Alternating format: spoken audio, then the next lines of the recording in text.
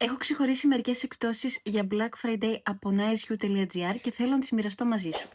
Έχω μία τρέλα με τα κορεάτικα προϊόντα, όπως έχετε καταλάβει, και οι προσφορές της Frudia είναι top γιατί έχουν 40% έκπτωση.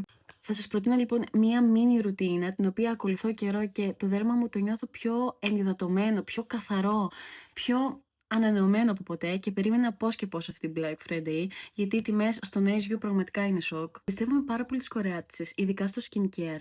Και ξεκινάω λοιπόν με τον αφρό καθαρισμού από Frudia με εκχύλισμα από ρόδι, το οποίο κάνει και φοβερό ντεμακιάζ. Συνεχίζω πάλι από Frudia, η φασμάτινη μάσκα προσώπου με εκχύλισμα ροδιού και υπόσχεται εξαιρετική ενυδάτωση και αντιγύρανση. Και μιας και το χειμώνα χρειαζόμαστε τη φωτεινότητα, και γενικά θαμπώνει πάρα πολύ το δέρμα μας. Αυτό εδώ πέρα το προϊόν από Frudia το υπόσχεται, είναι με εκχύλισμα εσπεριδοειδών. Και τέλος, για να απογειώσεις το skincare σου, οι αμπούλες 1004 από Σαντέλα περιέχει όχι και τόσο μικρές αμπούλες και έχει αμπούλες για όλους τους στόχους που μπορεί να έχει μια γυναίκα. Από το να αποκτήσει λάμψη, να κλείσει τους πόρους που έχει στο πρόσωπό της, να ηρεμήσει το πρόσωπό της από κοκκινίλες και από δυσχρωμίες, και όλα αυτά στο niceyou.gr και άλλα πολλά.